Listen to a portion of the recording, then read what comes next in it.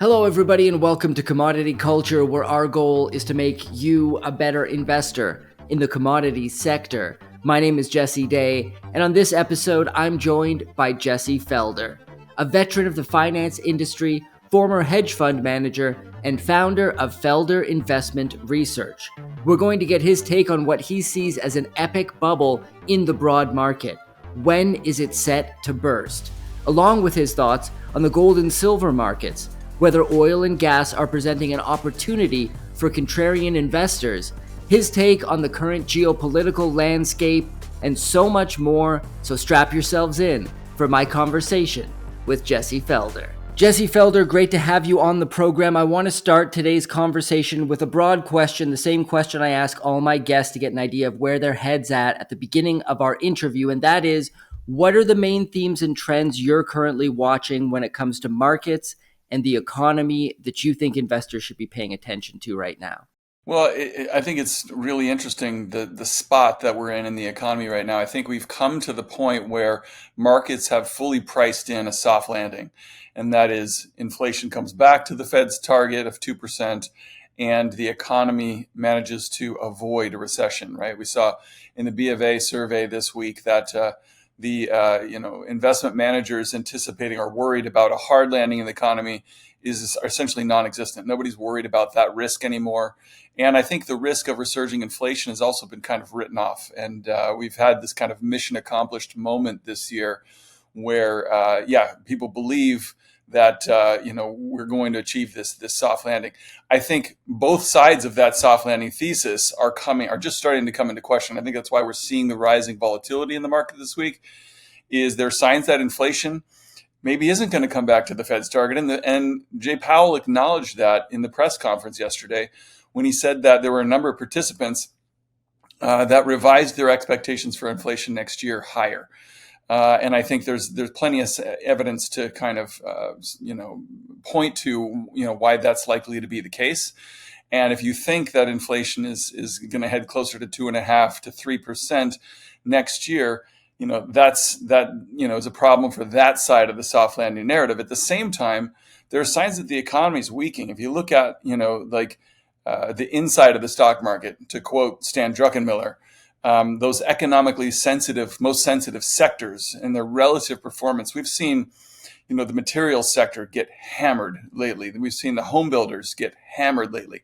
These are, highly economically sensitive sectors that are suggesting that the economy is maybe not as strong as the soft landing narrative would allow for as well. At the same time, we had, in the last labor, market report that came out a couple of weeks ago, we saw the labor market as measured by the household survey decline on a year-over-year basis for the first time, since the pandemic.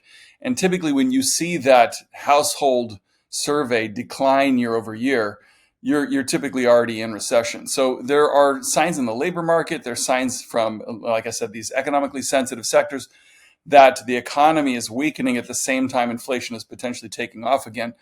And that would be, that's more of a stagflationary outcome than a soft landing outcome. And if that's the case, that's what we're headed towards. Markets have a lot of repricing to do. Well, I want to talk about an article recently published in Barron's. You covered it on the Felder report. They wrote, the stock market is surging as the year winds down and shows no sign of slowing in 2025. Investors should embrace the expanding bubble. So they're saying it's a bubble, but oh well, jump on in, don't worry about it. Is this the mindset of the average market participant these days? I think so. And, as my friend Peter Atwater likes to say, the media reflects mood, right? It doesn't get reported in the mainstream media until that's kind of the consensus among investors. And, the media is essentially a good mirror of investor sentiment broadly. And then when you see the media say things like, there showed no signs of slowing, right? And these are the types of signals. They're subtle, but they're important that are kind of indicative of the euphoric type of sentiment that you see near, peaks in the stock market. I mean, relentless is another term, that I look for. When you see people describe a rally as relentless, you're usually in the later stages of the rally. I mean, confidence is so high that, and the belief that prices can only go higher the confidence is so high in that idea that you're usually close to a peak in sentiment.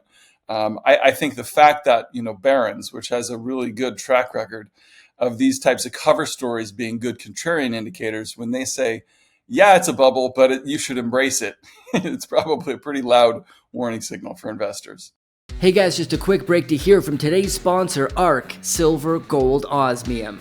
They offer personalized service and competitive prices with no minimum purchase for silver, gold, platinum, or osmium.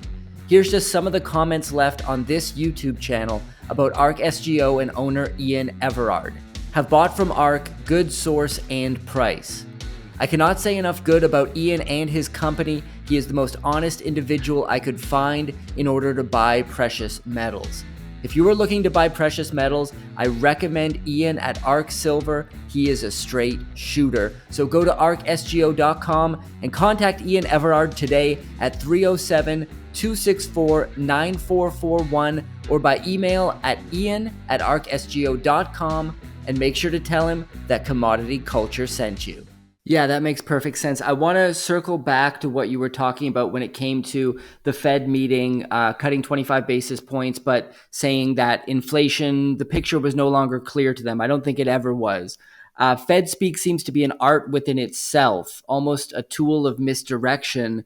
Very bizarre to me that any market participant takes anything that the Fed chair says as any sort of information. We've seen jobs data revised down after it's reported. Obviously, the CPI, which you mentioned, is not a very accurate indicator of the real inflation that people experience in their day-to-day lives. So my question here is, who are these market participants that actually pay attention to what the Fed is saying, to what the CPI data is saying, to what the jobs data is saying, and actually believe that it's true? Is this institutional investors? Is this the majority of the retail crowd? Because it seems pretty clear to me that a lot of this is smoke and mirrors. Yeah, and I would agree with you. I think that in the last 10, 15 years, and it was really during the era of ZIRP, 0% interest rates, that the Fed had to basically create new tools, right? We lower interest rates to zero. We can't lower them any further, so we create quantitative easing. But then they really had to start relying on forward guidance, right? We're gonna lower interest rates to zero, but how can we get more dovish than that? Well, we can tell you they're going to be zero for a long time, right? And that forward guidance became as important as any tool in the Fed's toolbox. And so I think the Fed has trained investors to look for that type of forward guidance. That okay, we're going to be raising interest rates. And when you listen to the press conferences, that's most of the questions are related to that. Okay, well, what does this mean about forward guidance? Okay, so you're cutting interest rates today. Are you going to do you plan on cutting 25 basis points at every meeting going forward? And so I think, the Fed maybe during that ZIRP era, in the post, financial crisis era, came to rely so heavily on forward guidance and trained market participants to pay such close attention to it. Maybe the Fed is not necessarily as appreciative today at how impactful that training has been. So that when they tell investors, we're going to start raising interest rates, we're going to be doing this for a time, that investors take them at their word and say, okay, rates are going up for a prolonged period of time. When Powell pivots, as he did, over the last. So, during the course of this year, and says, we're now shifting to a policy of cutting interest rates, and they start with a 50 basis point cut. That's a clear signal to investors that, okay, the rate hiking cycle is over. Now we're in a rate cutting cycle. And the guidance that they infer from that is that interest rates are going to come down for a prolonged period of time.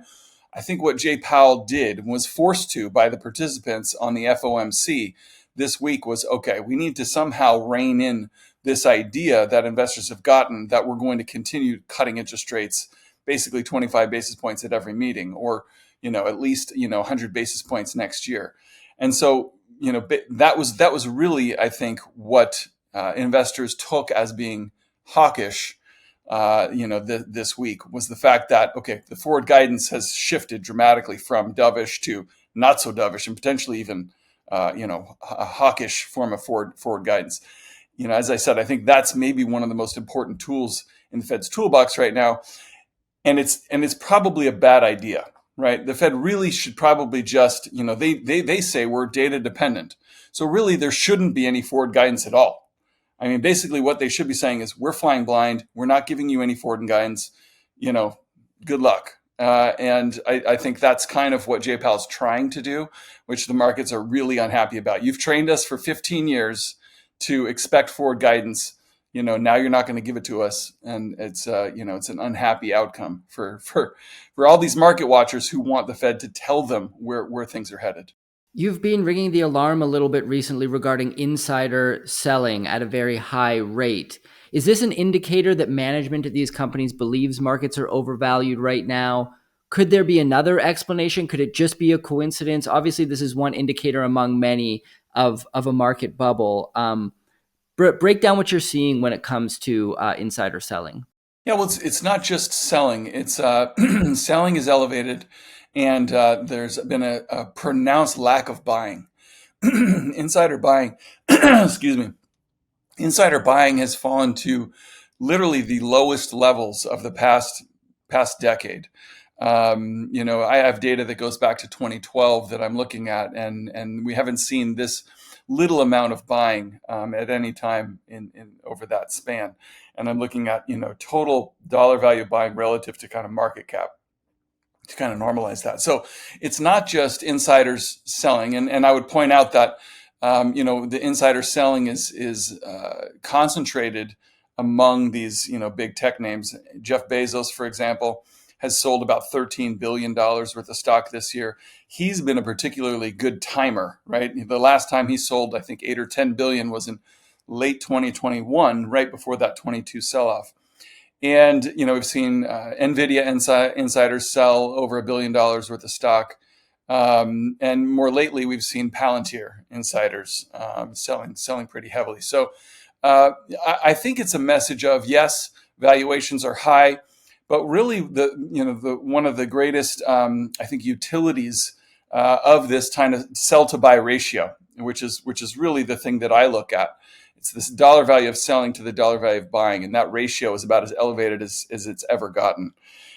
Is that ratio is a good leading indicator of economic activity, earnings, and ultimately stock prices, and it has about a 1.5 to 2 year lead on those things.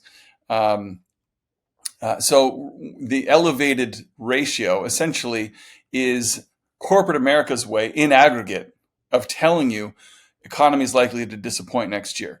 Earnings are likely to disappoint next year, and stock prices are probably going to have to price in that disappointment. So I think that's probably the most important message to infer from that insider trading in aggregate. And what are your thoughts on the gold and silver markets at present? Because gold obviously reaching all-time highs before the Fed started cutting rates. I think when it was around 2000, when it got to that high, people were saying the next leg up is going to be when the Fed is forced to cut. But actually, gold went up with high interest rates, with a strong dollar. And people are speculating that now that a rate cutting cycle has started, we could see the next leg once again of this gold bull market. I wonder what your thoughts are there, and also any thoughts on silver you have as well. I've been very bullish on the precious metals for almost the past 10 years. Meb Faber put out an interesting piece years ago pointing out that when any asset class declines 2 years in a row, 3 years in a row, it's usually a good sign that it's poised for a turnaround. And I think in that 2015 timeframe, we'd had 3 years down for precious metals, and the bearishness in the group was off the charts. This is when we got the gold is a pet rock headline from the Wall Street Journal, and it was a beautiful contrarian indicator.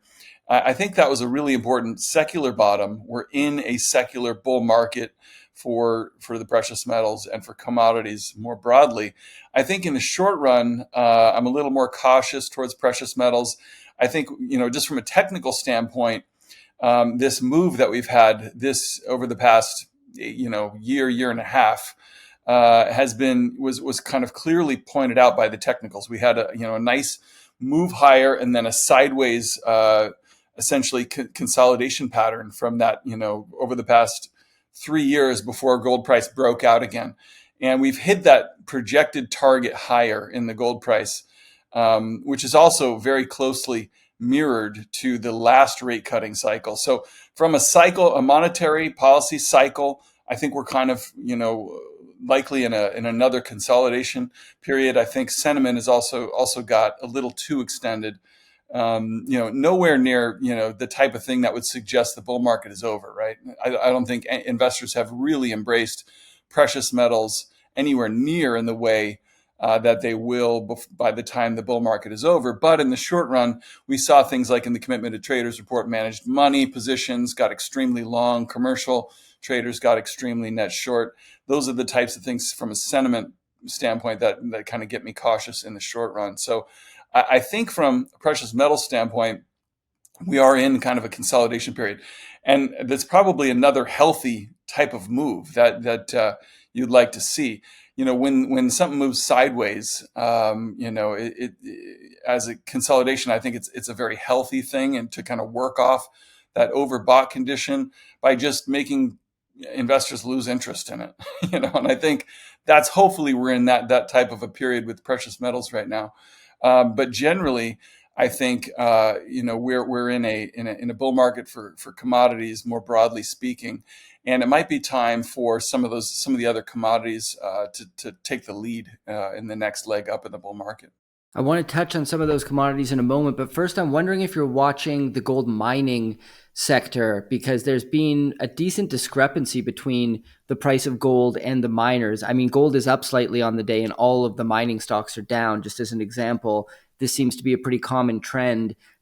Whereas before, a lot of investors anticipated that the gold mining stocks would act as a levered play on gold. And historically, that has borne out for the most part. But in the situation we're in now, that doesn't appear to be happening. I mean, I think the GDX and gold have gone up very close to the same percentage. The GDX has maybe outperformed a little bit. What are your thoughts there? Do you think that valuation gap will close up ahead? Absolutely. I mean, I look at the gold price, and then I look at the relative performance of the GDX to the S&P 500. And when you see a move like we've seen in the gold price over the last year, you would expect to see, the gold miners leading the S&P 500, outperform the S&P 500, and we've seen exactly the opposite. That's a really bullish sign that sentiment towards the miners is just, totally apathetic, right? I mean, to me, that makes me bullish on the miners, even if I'm cautious, relatively speaking, on the underlying metals. I think if you look back to like other periods where the metal soared, you look at 2016, and the miners had a huge year relative to the S&P 500. That's more typical of what you would expect to see. When you see the underlying metals move so strongly, miners typically outperform. And the fact that they've underperformed, to me, is one of the most bullish, I think, signs within that precious metal space that you could hope for. I think I would say that underperformance relative to the gold price can be resolved one of two ways.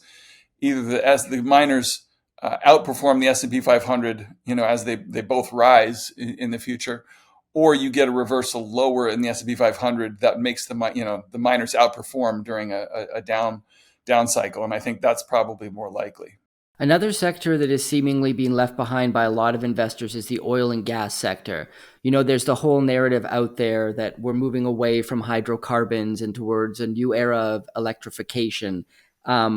I think in many ways that is not the case, although governments are pushing for that as much as possible. Hydrocarbon demand has not gone down. In fact, it's projected to rise according to a lot of people I speak with. What is your current thoughts on the oil and gas markets? And do you think, should we experience a recession, perhaps a global recession, that we could at least temporarily see the oil price and related equities drop? And could that be a buying opportunity at that time? Or do you think there's opportunity in the sector right now? I think there's opportunity in the sector right now. I mean, it's had a terrible month. The energy stocks have just gotten crunched this month. I think sentiment is far too bearish in the space. And I think, one of my favorite ways to kind of value commodities is relative to each other. And it's one of the things that makes me relatively cautious on gold. If you just look at the gold to oil ratio, it's on the high end kind of that of its history over the last, I don't know, 15, 20 years. And that would suggest gold is relatively overvalued or oil is relatively undervalued relative to the gold price. And that, I think can be helpful in understanding, okay, what do I want to favor right now? And I think that points to favoring these energy stocks and favoring the oil price right now. But I think really what helps to think about the entire space is the lack of interest in precious metals and energy and all these things is kind of the flip side of the strength in the dollar that we've seen, right? The dollar has been very strong for, the last 10 plus years and very much so lately. I think when the dollar's strong like that, it acts as a damper on a lot of the prices of these commodities and things, although it hasn't hurt the gold price much. But it potentially has been a headwind for oil prices for a long time. I think if you recognize that the dollar is about as overvalued relative to its major trading partners as we've ever seen, and that is a good leading indicator of returns for the dollar over a 10-year period, very much like the stock market, right? Very high valuations lead to low returns and vice versa. We have very high valuation in the dollar. It's likely to lead to a dollar bear market over the next decade. If that's the case, that is a huge headwind for commodities and such, flipping to a tailwind for precious metals and oil and copper and all these types of things. That's the type of thing that would allow prices in that sector to start to outperform financial assets, outperform stocks, outperform bonds and other things that have kind of really gotten investor interest lately. So I think it comes back to the dollar. And if you think we're likely going to have a dollar bear market over the next 10 years, as I do, then I think you want to focus on these types of sectors more heavily. Energy right now is one that looks especially compelling. And what are your thoughts on Trump's, I think it's the 3 arrows plan to bring down energy prices, the drill baby drill mantra? I think it's interesting to note that a lot of the big oil producers in the US are saying we're not ramping up production. We're actually focusing on return of capital to shareholders, paying down debt, doing share buybacks, these type of things. And Trump can't just force these producers to start uneconomically drilling. On top of that, there's been some interesting research, particularly out of Gehring and Rosenzweig, that's come out about the geological challenges being faced by shale oil currently in all of the major fields there, how they believe that they're reaching kind of their peak production and are going to start to go into decline or have already started to go into decline from here. What are your thoughts on that whole scenario? Yeah, I love GNR's work. I think they do some of the most interesting research in the space, contrarian research, that I find especially valuable. That helps me kind of, form a fundamental opinion for the space.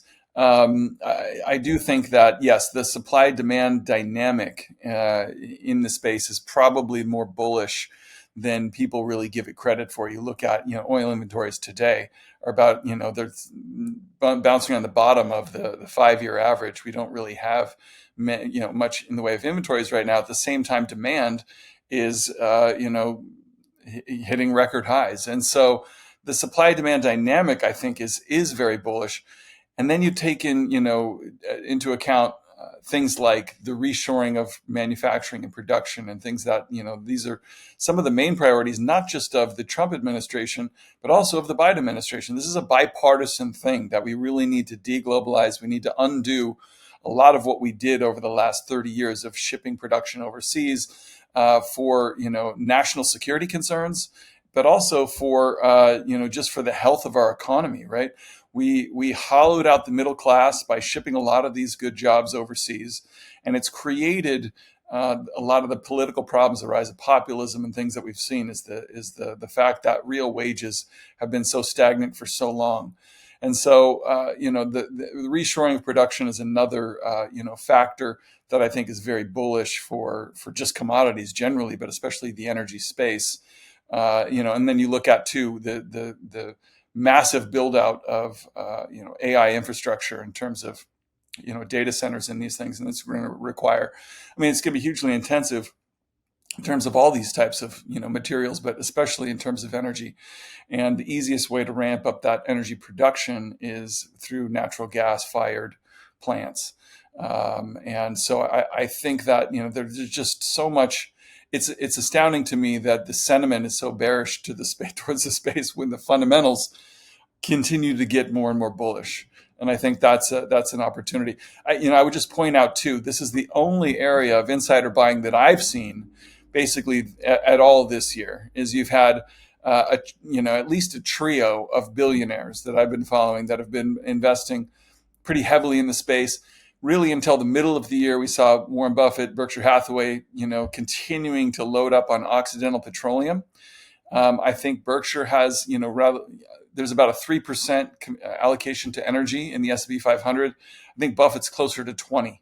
That's a huge overweight that the greatest investor of all time, has put into the space. You have Carlos Slim, who's been essentially in the market every day buying PBF energy stock. It's an oil refining business. And then you had Jerry Jones, recently owner of the Dallas Cowboys, taking his stake in Comstock Resources even higher. I think he already owns 70% of the shares outstanding and buying, tens of millions of dollars more stock. There are others, but this is really kind of the only area of interesting insider buying that I've seen this year. And a lot of share buybacks, it seems, as well. All of the oil equities I own, I'm seemingly constantly getting emails. Here's the results of our share buyback program. Here's the results of our share buyback program. It's like, I think that they're seeing these valuations as an opportunity to do that as well. So that's very interesting to note. Outside of the energy space and gold and silver, where else are you looking in commodities? You said you're bullish on commodities broadly. You mentioned copper. I'd love to get your thoughts there. Do you have any thoughts on uranium at the moment and any other metals or commodities you think it's important to take note of? Yeah, I think, for me, looking at the long-term technicals is one of the things that's most valuable in kind of analyzing these things. Paul Tudor Jones has said when you see something break out of a consolidation range out of a long-term, period, area of support and resistance, it's a very loud, clear signal that it's going to continue in that direction.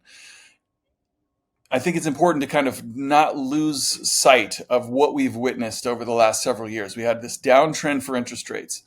In 2021, 22, we broke out higher, ending a multi-decade period of falling interest rates. And now we're potentially in a period of rising interest rates. It's very similar to what we saw in the oil price, right? Oil prices peaked in 2011, crashed in 14, 15, went negative, in 2020, 21-ish timeframe, bottomed and broke out of that downtrend channel very strongly in 21, 22. That's a very clear sign to me that bear market that lasted a decade is over in the energy space. You could say the same thing. You look at ETF like DBC, commodity ETF. It's on that chart as well. Look at the Bloomberg Commodities Index. You can see this very, very clearly that a downtrend, we broke out of that downtrend a few years ago. And essentially we've been doing this sideways consolidation for the past couple of years, which is a very, very healthy way to work off this overbought condition. So to me, especially the oil price is probably the cleanest of all the charts, but you see it in copper, you see it in every one of them. You have a long-term, decade-long downtrend, a breakout, and now we're consolidating above that breakout. Basically just, and if you look at the Bloomberg Commodities Index specifically, that momentum is starting to shift higher in a very positive way. So I think that we're getting close to the end of this kind of consolidation phase and ready to make another move higher, which would be that one of those potential catalysts for higher inflation this year, that kind of fits along with that kind of macro theme. And are you watching emerging markets at all at the moment? Do you think there's any opportunity either in emerging markets or non-US jurisdictions? Because there seems to be, I think it's something like 70% of the entire equities market is focused on the United States at the moment. Historically, that's rather overstretched. Um, are you looking outside of the US at all for opportunity? Yeah, I think historically rather overstretched was putting it mildly. I think it's off the charts. There was a terrific article that Ruchir Sharma wrote for the Financial Times recently, talking about this allocation to the U.S. equities is the mother of all bubbles, and I would agree with him. I think investors have zero interest in owning anything outside the United States. That's going to change. And I think that's another thing that fits in with this dollar thesis, that as long as there's a strong dollar, great, invest in US markets and don't worry about it. But if the dollar is in potentially a topping process and going to reverse lower, you're going to want to own things outside the United States. I think one of the most interesting right now is China. I think that, a lot of times, I like to ask myself, what's the most hated asset class on the planet? What's the most hated market on the planet? I think China has fit that bill for at least a year or two now, and it's another one where that is the market has crashed and essentially been moving sideways for the last year or two, kind of working off that extreme negative sentiment. Hasn't really garnered much interest at all from investors, but it trades at single digit PEs. You have a stock like Amazon, which trades at an astronomical multiple of earnings, and its Chinese equivalent Alibaba trades at a single digit PE. So that's just a reflection of the negative sentiment towards the space. So I think China, just from a contrarian standpoint, is an interesting opportunity to look at. Do you think part of that valuation, those low valuations, is related to the fact that investors fear another situation like what happened with Russia? Because the majority of investors in the West who are investing in China are going to do it through an ETF or through their broker on the exchange over there. And I think there's definitely a fear out there that as we see tensions escalate geopolitically and America and China kind of butt heads, that at some point we could see that stock market essentially sanctioned and shut down to Western investors. Is that a risk at this point? I think it is a risk. It's probably not a very high risk. I think if it were, a high risk, it would have to be reflected in, the stock prices of Nvidia, of Apple. These companies, all their production's in Taiwan, right? And so if there is conflict with China, these companies are going to suffer more than anybody. And so it would make no sense to say, I don't want to buy Chinese equities because I'm worried about conflict with China, but I'm going to buy Apple, at a 41 PE, with all of its production, overseas. The majority of production actually in China. So I think that, it could be a risk, but it's also a risk to all of these, big tech companies who have offshored all their production essentially to China. Yeah, that's a really good point, actually. I want to stay on the topic of geopolitics at the moment because a lot is happening at the moment. Whether it's global conflicts, the Middle East, Russia, Ukraine, South Sudan, Haiti's a mess right now. Myanmar, I think, is still embroiled in a civil war. Not a lot of people pay attention to that because it's not in media headlines. What are you watching the most at the moment when it comes to the geopolitical realm? And do any of those things influence your investment decisions, particularly perhaps when investing in these emerging markets? Or do you think most of those headlines are just noise that you can safely ignore? Well, I think generally, we're in a different era, right? We were in this era. What drove globalization over the last 34 years was this idea that if we bring China into the global economy, they're more likely to, move their political system towards, a democratic system. Russia's more likely to move towards a democratic system. if we kind of open trade and increasingly, become more interdependent upon each other in terms of production and all these things. What we saw was the opposite happened, right? We brought China into the world economy, and everybody shipped production there, and it's had no effect. In fact, you could argue, I think, it's become less open to democratic types of values in the last decade. Russia even more so. So I think that what we're realizing is that globalization didn't have the kind of geopolitical effects that people believed it would, and now we're realizing that it's problematic in terms of national security if we've offshored production to a lot of these countries that don't believe in democratic values and don't necessarily want to be our friends and allies. And I think that is a very, very important shift, because what drove falling interest rates and all these trends that were bullish for asset prices over the past 30 years was globalization, right? We could ship production overseas. That helped lower inflation, lower production costs, all these things, boost up corporate profits, right? If we're now seeing that trend even just come to an end, right? We don't even think about it reversing, then that trend of falling inflation, rising corporate profits, that's essentially come to an end, at least that driver. But if you believe that, as I do, that we're likely now, have come to the decision that, hey, for national security reasons, we have to kind of reverse this in a big way, which is, we need to bring semiconductor production to the United States. We need to do all these things because how many semiconductors go into all of the defense, products that we need to replenish arms and whatnot. Then that those trends that were disinflationary are now turning to secular inflationary trends, and potential headwinds to corporate profits and these types of things. And so, but it's also very, very bullish, I think, in terms of wages. Honestly